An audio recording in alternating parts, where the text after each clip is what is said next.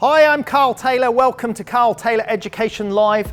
Tonight we're doing what did we title the show? Creative portrait lighting. That sort of Hollywood style Fresnel lighting, lots of little Fresnels to create sort of little pockets of light and that sort of added sort of mystery and sort of glamour, if you like. Now, before we get started, let's just explain, let's talk about Fresnels first of all. Let's have a look at one of these. Now, I don't want you to get discouraged and go, oh my goodness, not those expensive Pico light Fresnels, because there's lots of Fresnels, and that focuses a very tight spot beam, and it means that the light travels very well a long distance, stays nice and crisp. Don't worry about whether it's this brand of Fresnel or that brand. The effect that you get from the Fresnels is very, very similar.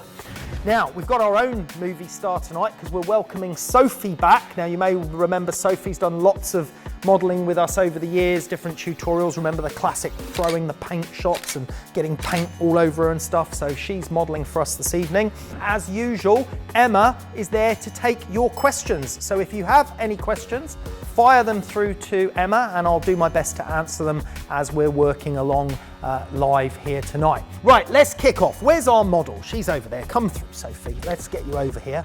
So here's Sophie. We're going to just sit Sophie down on this little chair. Let's take a look at the background. I've just got a grey, pop-open, Lasterlight grey background here. Of course, you could use a grey paper background. You could use a plain grey painted wall, but a nice mid-grey for this shot is what I want to do. Now, I want to put a stripe of light from the lower left here, and I want it to rise up across here and just be a sort of feathered beam of light. That's looking pretty reasonable. So that'll be the first light. We don't have any other lights on other than the background, so we're not even going to see Sophie on this shot. We're just going to fire that background light. There we go. Now that's kind of what I'm looking for. That's just to draw my eye into the shot, but I have already got a problem with that little bit of catch light that's just hitting Sophie here on the cheekbone. Right, so there we go, okay? Now imagine if you had done this shot and you hadn't checked first that background light. Imagine if you had set up your hair light from behind and the other hair light from behind and the background light. You would be seeing that light on the cheekbone and you'd be thinking, oh, that's coming from the hair light. Or you'd be thinking the hair light's too bright.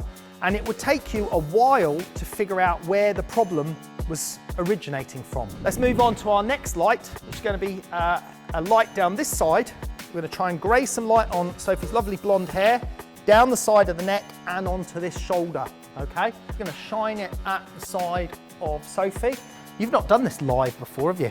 No. She's done plenty of tutorials with us where we're filming and we're editing, but she's not done a live one before. That's nice, but I maybe want to get a little bit more over the top of the head and a little bit less here. There you go. So now you can see there's a little bit more cutting across the top and a little bit less on the side of the face, which is exactly what I want. Here comes the second light. Let's see what that does. Right, so there's our second light. We don't have any flare from it, so that's quite nice. We've got a question. The magic light bulb's on. See that little light bulb? When that light bulb comes on, that means one of our audience members has got a question, yeah. Now, hopefully the question will be for me, not for you, but we'll see, we'll see. We've got a question from Sebastiano asking, is there any specific order in which it's better to start positioning lights? Yes, I think there is. I mean, other photographers may do it differently, but I always prefer lighting the back first. And the reason for that is they're the lights that are going to cause you the most problems. Another question. Jaspreet is asking, could a gridded softbox also work instead of the circular grids? On where? The back light? Not really, no, because a softbox, usually a softbox is a fair bit bigger, and because of that and the way the light is dispersing from the softbox, it's spreading out a lot more. Right, now we need to move on to the main event, which is the main light on the face. And this is the one that we've got to really concentrate. Now that beam will change if I do that. The beam spreads out wider. Can you see it spreading out wider? Let me move that out of the way. There, there, there. So you can focus the beam. Right, now I can see the beam of light, Now let's put it on the floor a minute to show our viewers something. That's what a Fresnel looks like. You see how it feathers? It feathers out really softly at the edges.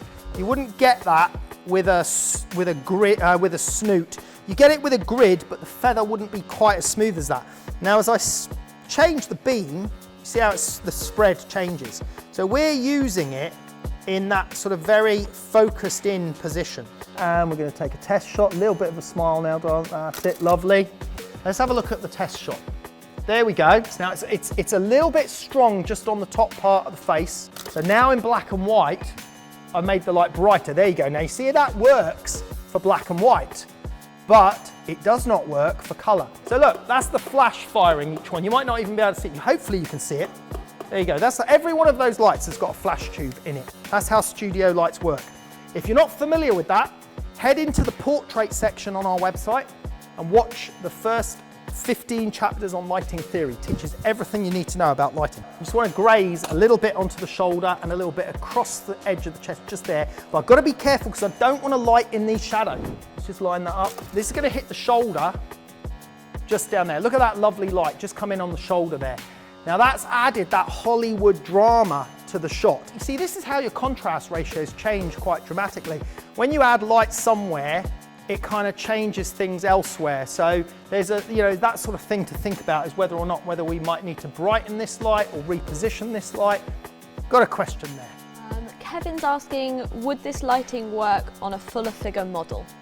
Yeah, I mean, it can work on anyone, to be honest. This lighting is reminiscent of Hollywood sort of movie star lighting from the 1930s, 1940s. Now there is a very famous studio in Paris called Harcourt Studios. Now Harcourt Studios have been using this lighting style since the 1930s, and they photograph loads of famous celebrities, and they still photograph loads of famous celebrities to this day using this lighting style. But they also photograph loads of normal people that want to pay their good money to come in off the street and have their portrait taken in this lighting style as well. Now, I'm going to put this light in here. Why am I putting this light in here? I'm putting this light in here close to the camera. If Urs Recker was watching this, he knows exactly why I'm putting this light in here. He knows I'm putting it close to camera perspective. If Tim Flack was watching this, he'd know why I'm putting this light in here. I'm putting this light in close to camera perspective to give me a shadow fill, okay? So what I'm doing is I'm saying, right, if you don't want all these shadows down here and under here as dark as they are, then you can fill them in with a small little softbox, a little kick light into the shadows. Does it make any difference? Yes, okay? Now this is amazing, isn't it? Look at that. Look how amazing that was, right? Watch what happened to those shadows.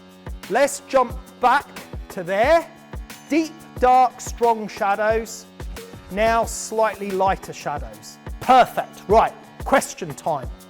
Yeah, we've got a question here saying, if I don't have a Fresnel, what can I use instead to achieve similar results? You can use a grid. You can use a gridded light with a really tight grid. You can use any light. Can you find a snoot for me, please? You can use any light that creates a small ball of light. Last question here from Bogdan asking, are the same results achievable in a much smaller studio by means of speed lights? First of all, let's deal with the first part of your question. Are they achievable in a much smaller studio?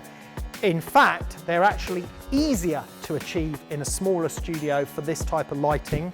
But you may well need the inside walls of your studio to have blackouts pulled across them. We're not using a huge space here. I mean, this is actually, what's that, about 3.5 meters across there, maybe 4 meters, and we're about 4 meters that way. Right, now, to finish off here, I want to show you how we would do this shallow depth of field. We're going to knock 3 stops of light off, allowing me to open the aperture on the camera by 3 stops to get that shallow depth of field look. By the way, let's have a look what this would look like if we were shooting in color.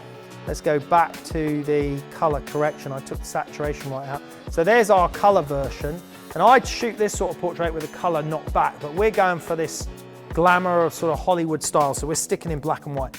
we don't need to take any power off the lights at all. We can now just open the aperture by 3 stops. So remember, we were on f11, so we need 3 stops, f8, f5.6, f4, we're going to f4. We should end up with the same exposure, except shallower depth of field. Let's have a look. Right, there we go. Lovely shallower depth of field now. So we've got perfectly in focus on that eye. And if we jump back, so this was our other one at f11, so I'll put a red dot on that. So that's also perfectly focused in that eye. But let's take a look at the rest of the shot. So this eye is also in focus at f11, but on the new shot, that eye's slightly softer. But look at the edge of the face here. Look at the edge of the face on f4, and then look at the edge of the face on f11. So you can see it's a little bit crisper on f11. Look at this back shoulder on f11. That's the back shoulder on f11, and then this one is the back shoulder at f4. So you can see quite a big difference in the depth of field between f11, f4. Okay, let's take another question. Yeah, just first of all, it might be worth mentioning that there's a few people in the chat sort of mentioning that you can get Fresnels for speed lights and like recommending inexpensive projection attachments. And they're talking about that in the chat. If people are interested, just have a look in there for what people are recommending. Yeah, so obviously a couple of people are talking about it in the chat about Fresnels for speed lights, so have a look about what they're saying in there if you are looking for that. Now, I think you'll agree that we managed to demonstrate getting this sort of movie style look to the shot, which worked really nicely. It's got that drama and that mystery, that sort of style of lighting to it. So I'm very happy with that.